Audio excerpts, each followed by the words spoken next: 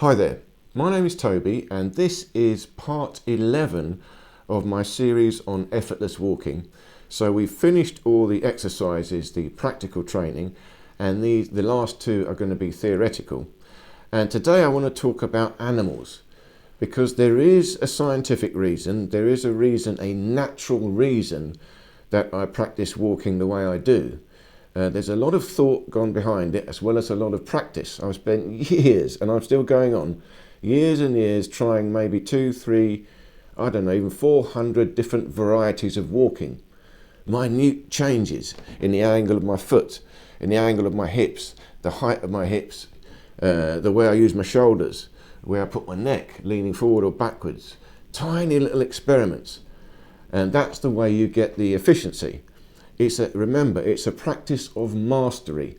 You have to keep increasing your mastery. It never ends, never ends. It's about the journey, not the destination. And if we get a head around that, we will always train. The moment you think you've achieved it, oh, I could do it now you've stopped learning. Your mastery has frozen. You're not going to get any more mastery. Mastery is infinite.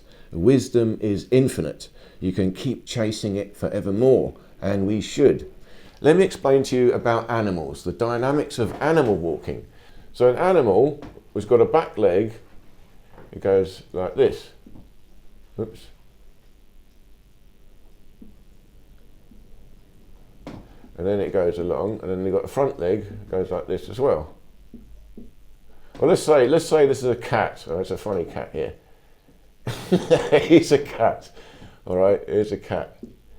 So the cat, well, I've drawn him a bit like a human. It's on purpose. The thing we think is that there's the knee. We think the knee bends backwards on the back leg. And then he comes down, here's his paw and his little claws. Here's his little claws. So we think that's the knee. Okay, but actually it's not. It's not. This is the ankle. The knee is up here inside the body. The knee is higher up. So this is the ankle, and this is the ball of the foot. So for us as a human being, here's our leg, right? There's our knee, but here's our foot. Oops. Here's our foot that comes down to the ball of the foot. There's the toes. So the knee is here, that's actually up here. Then what we think is the animal's knee is actually goes to the ankle. That's the ankle. And then here, the claws, the paw, that is the ball of the foot. So all that has happened is, for us, this has gone lower down. This has gone lower down. The knee has gone lower down. So this is a smaller angle. An animal has got a much bigger angle here. It's like they've got a giant foot. They've got a giant foot, and that is their leg. But why? And it's very thin. If you look at a deer, right, let's call this a deer now. Right, he's got antlers. If you look at a deer, this will be a hoof. This will be a hoof. And they've got long, thin legs.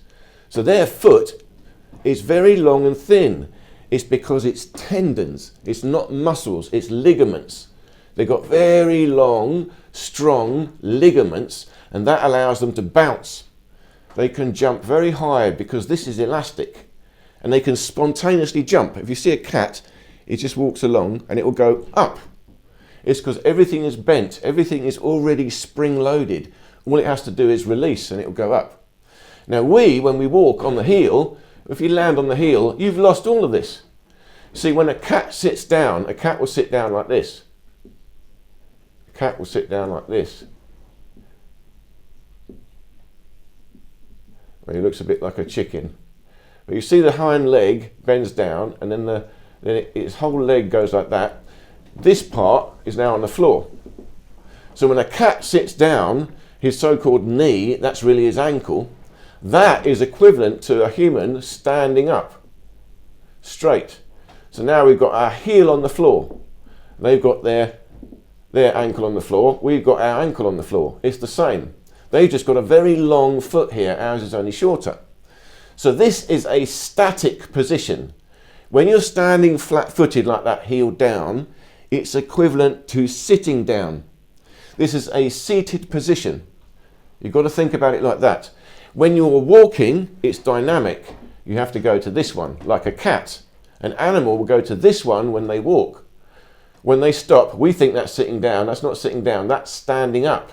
That's equivalent to us standing up flat-footed. So the secret is to understand your ankle is the most powerful joint in walking, like an animal. This is so powerful. A deer, look at the deer, they bounce, dong, dong, dong, and they just jump high, woo, because this is so strong. It's thin, it's a bone, there's a bounce in the bone, and the ligaments are so tight, so powerful, so elastic, they can bounce. And the faster dogs, if you look at dog racing, again, it's because they've got long, thin legs. This is very long. We've only got a short one, but we must optimize it like an animal. So that is why we walk on the ball of the foot. There is a real natural reason to do that. And I believe the wild man, ancient man, would be doing this.